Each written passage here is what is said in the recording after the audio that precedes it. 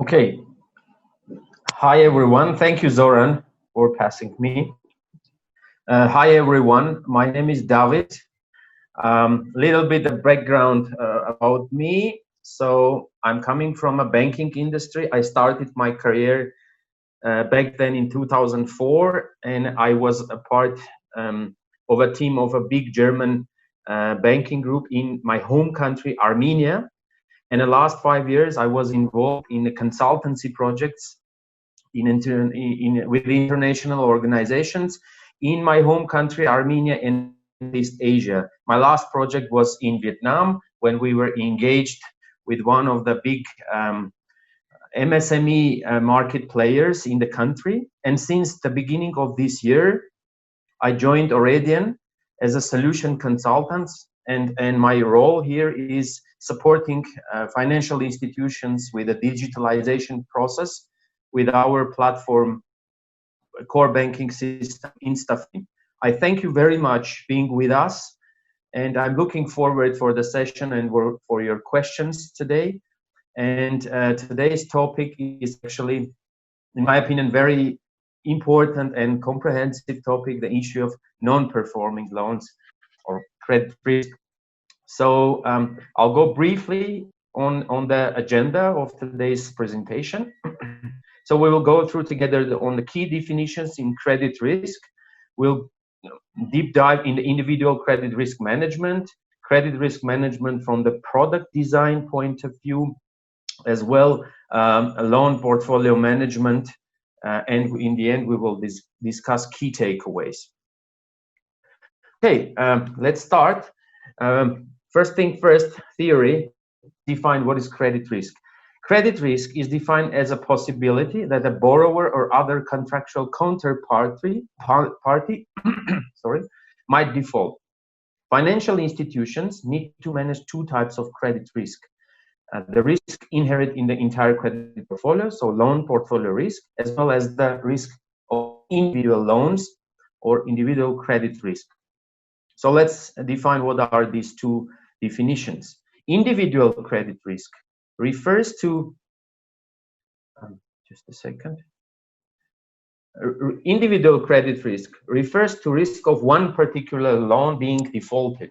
It measures the standalone probability that a borrower will be able to repay the loan and the possible loss in the case of borrower default after use of collateral and other mitigating factors. While loan portfolio risk is the risk that entire customer segment in a loan portfolio default on their loans. It is concerned with the measuring correlations between individual borrowers' defaults, the effects of diversification, the cyclicity of collateral values, and the implications of reputation and contagion effects in credit. The next definition is portfolio at risk, or PAR.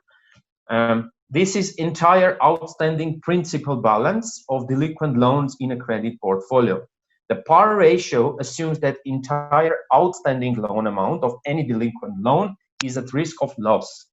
Portfolio at risk, or PAR, is based on worst case scenario with regard to future repayment of the case. For example, if there's a financing institution or a bank is having a loan portfolio of 100,000 and the one outstanding loan amount is 10,000, but only 1,000 amount is in arrears, in the PAR calculation, the whole outstanding loan amount, so the whole 10,000 will be included into the calculation. So that's a worst case scenario, right?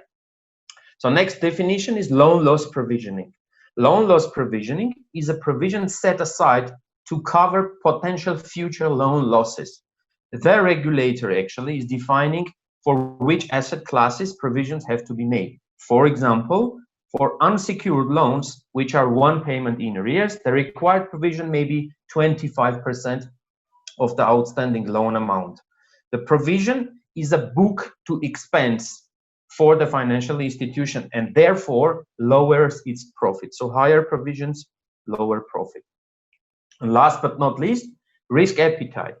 So risk appetite is the amount and type of risk an organization is prepared to pursue to take in order to attain the objectives of the organization and those of its stakeholders and shareholders. So this is a quote from ISO Guide 73.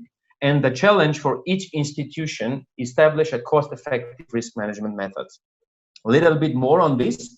So if you are entering into the lending business and would like to have, let's say, zero credit risk, that's the best way is not to disburse the loan, right? So, however, when you are entering into the lending business, institutions should expect some level of credit risk, which is going in line with its objectives in terms of profit and in terms of mission. So moving forward, let's see what institution actually can do in order to well manage that risk appetite and credit risk. So the traditional thinking is that actually the credit risk is really outside of the control of financial institution. So so once you disburse the loan, the loan goes to the customer, and no longer you have control. So you have to rely on the punctuality of the customer. You have to rely on the circumstances, economic and other situations in the political situation in the country, etc. However, modern thinking is that actually financial institutions, bank, microfinance institutions, and MFI and financing companies have a lot of power how to manage, how to steer the risk into the right direction, and what measures to take in order to keep under control. So the major three components of the credit risk management are product design from the policy point of view, individual credit risk management, and portfolio risk management. And when we look at these three major components of credit risk management, we can see that actually everybody in the institution is responsible for the credit risk management. So let's start one by one on these three major topics. And I'm going to start from the individual credit risk management. So actually, individual credit risk management is starting right from the first meeting with the customer and the loan officer. And before we continue, I just kindly remind on the nature of the banks and microfinance institutions that yes, they are profit-driven organizations by their nature. As well, there is a social mission factor that financial institution has to be a sustainable institution and has to be next to the customers when there is a need for the support of the customer. And in the support of the customer, this message, the customer has to feel also when the customer is going into arrears.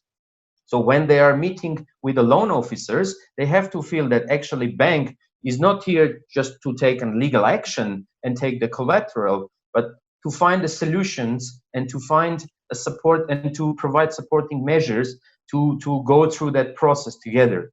So let's say if the loan has already disbursed, and the responsibility of the loan officer after the disbursement is actually to screening potential and intentional and unintentional defaulters, so assessing the client character, analyze the business situation currently, monitoring the repayments, and proposing solutions to delinquent clients.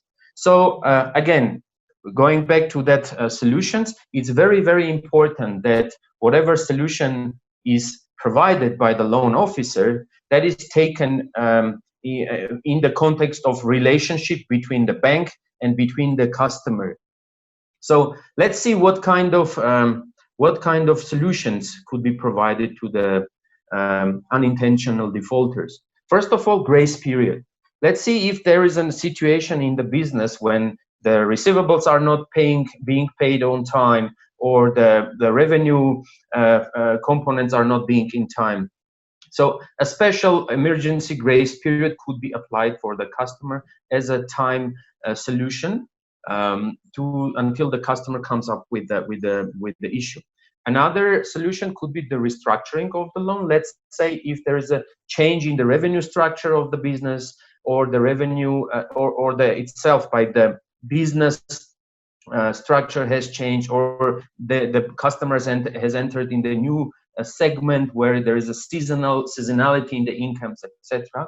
So restructuring of the current loan could be a good solution to address the issues and be next to the customer. Another possible solution would be the refinancing of the business. Let's say if there is a situation in the country or in the specific market that every key people still in the business and the family members are everything good with their health, and just there is a need for a small expansion of the business, a small financing amount, or let's say for a specific targeted need could be a solution to move out from the stagnated situation. Of course, loan officers are also responsible for collateral monitorings. So in the solution provisions, also the risks of the bank has to be assessed, and the additional collateral or additional guarantor could be added in the case as well. And for the intentional defaulters, the legal action or foreclosure of the collateral could be applied. Okay, so moving forward with the second component of internal credit risk management, with the product design, let's see what actually policymakers in the institution, from the product design point of view, how they can actually address the challenges of the credit risk, while further on which will support and will be next to the customer when the customer is talking to the loan officer. So first of all, while you design your product, you have to think about the eligibility criteria.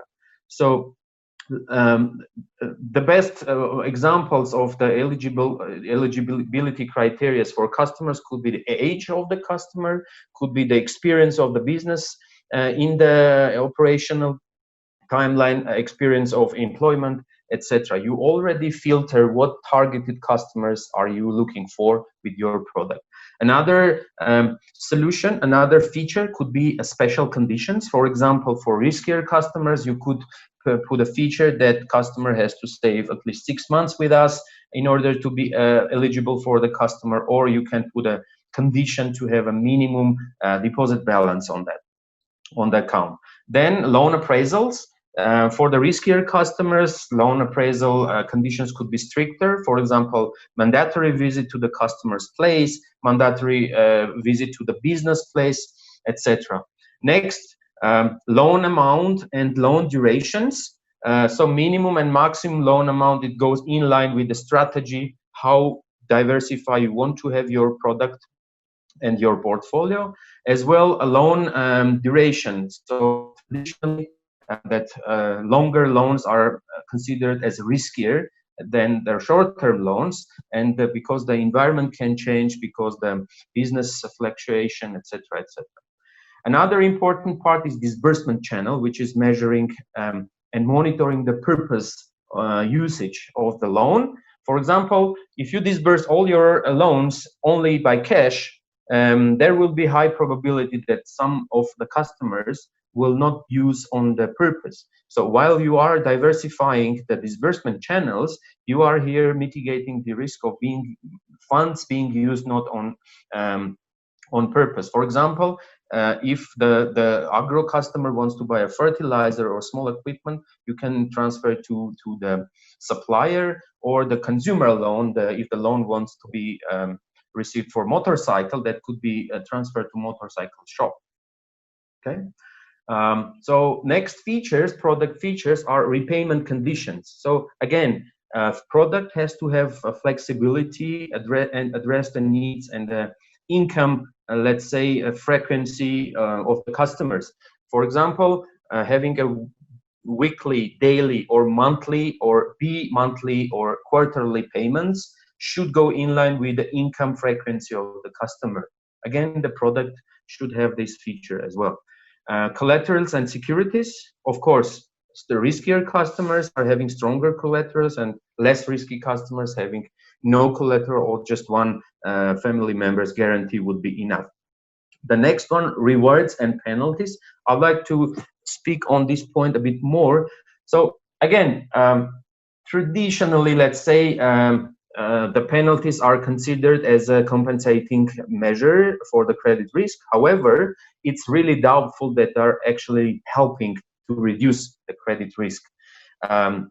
Another option could be a reward to the customers. For example, if the customer is paying punctual on time the first loan or the second loan, after that, customer could be eligible for a bigger loan or for the longer loan, a longer duration loan. So the customers can plan and can get the message from the bank that I want to be a part of this bank, not because and pay my loan not punctually to avoid the penalties, but pay on time in order to have more possibilities, more loans and longer loans to address my financing needs. Next comes the loan monitoring frequency. So again, riskier customers should be monitored frequently than their less riskier customers. And in the product design, again, this flexibility should be there as well. So your resources of the monitoring, whether it could be online monitoring or on-site visit monitoring, your resources, you focus on the riskier customers, segments, and regions, and not spread among all customers. Interest rates and fees, of course, they are an important part of the product design. And again, risk-based pricing. So riskier customers receive higher interest rate and fees than the less riskier customers. And the message here, again, customer, while you are designing the product, for the less riskier customers, they can have many positive benefits using that product. Frequently working with the bank, having less interest rate, get a reward, and as well have less monitoring frequency. And last but not least, the moratoriums. Again, product design should include the possibility of having a moratorium open, which is actually very actual topic currently in the world in regard of COVID crisis. So, for example, recently in our platform, we developed emergency relief feature, which allows that customers can do moratoriums in mass for the entire portfolio or for the whole product. Okay, so to conclude on this, we see that actually from the defining the features of the product, you can also really filter the segments, the possible solutions in case of delinquency while you are addressing your portfolio and credit risk management. So I'm moving to the next part, the third part of the credit risk management, which is loan portfolio management. And the major task in the loan portfolio management from the credit risk point of view is measuring the risk and the reporting the risk.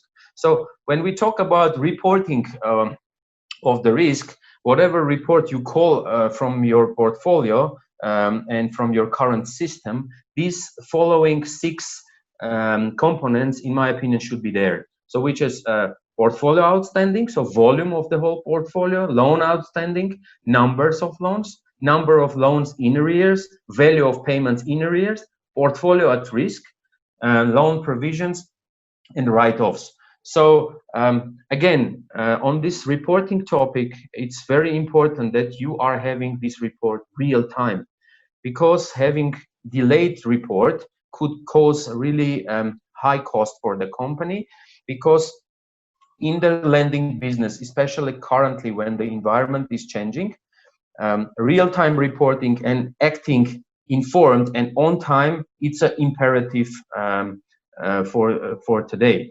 So having report by itself, it could be maybe necessary information, but maybe not efficient and enough information. So for that, people have invented ratios, which are basically the tools to read the reports faster and quicker. So I'm sure there are many risk officers attended to this webinar, and when we ask them to read a couple of ratios about the institution, they can maybe probably understand what's going on in the portfolio.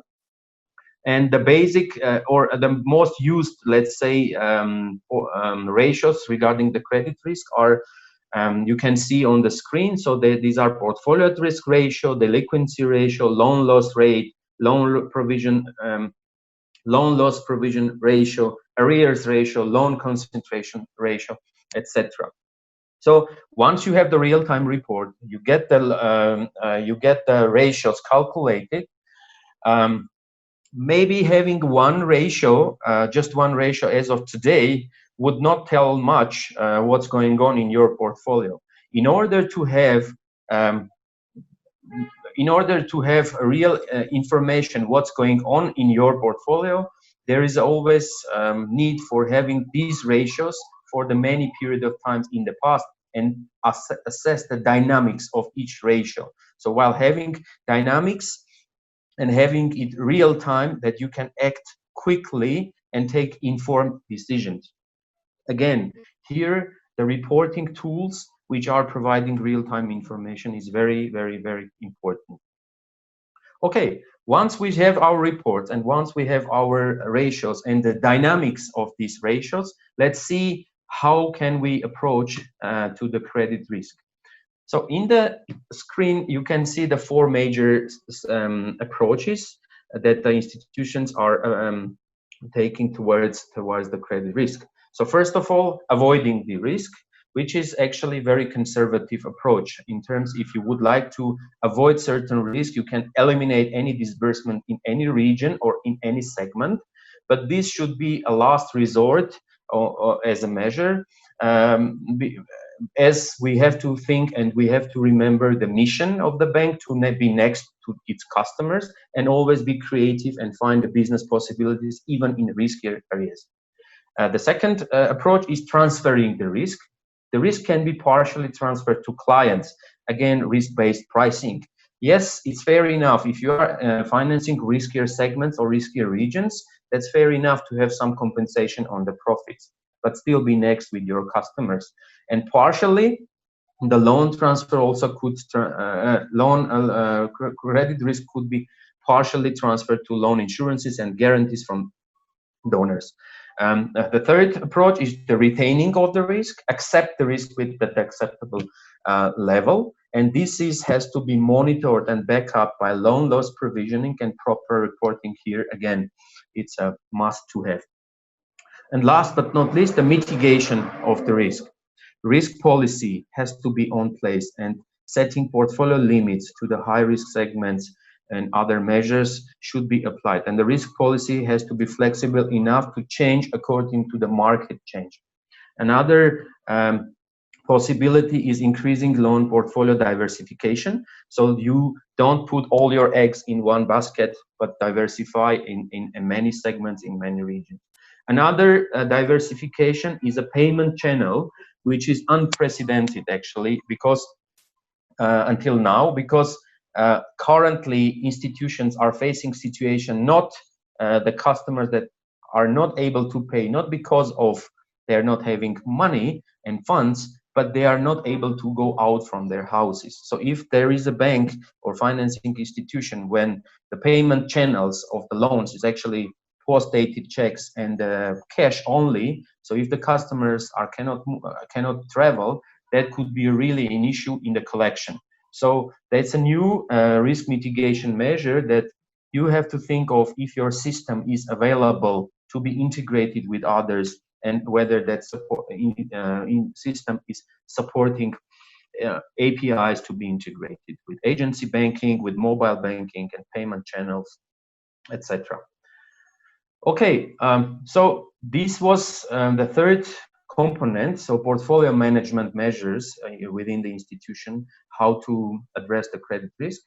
And now I'm going to conclude my presentation with having talk on key takeaways. So first of all, having appropriate and well-trained staff on place at all levels is just not enough. Proper product design, efficient lending processes, a reporting tool for collections, and are imperative to support staff on credit risk management. So loan officers by them alone cannot do anything if there is no policy behind and there is no system which is actually supporting that solutions. So solutions are provided to the individual credit risk should be addressed by the flexible product changes, yeah, and this also has to be addressed by the core banking system. Real-time reporting, that should be on place to monitor your portfolio developments and take informed decisions at all levels. Ask yourself, does your system address this challenge?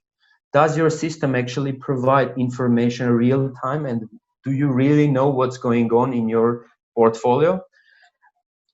In my experience, currently talking with many institutions in the Philippines, they are actually telling that we don't know what's going on in our portfolio. We don't know the real rate of the customers in arrears because our portfolio is not providing, our reporting tool is not providing real-time report.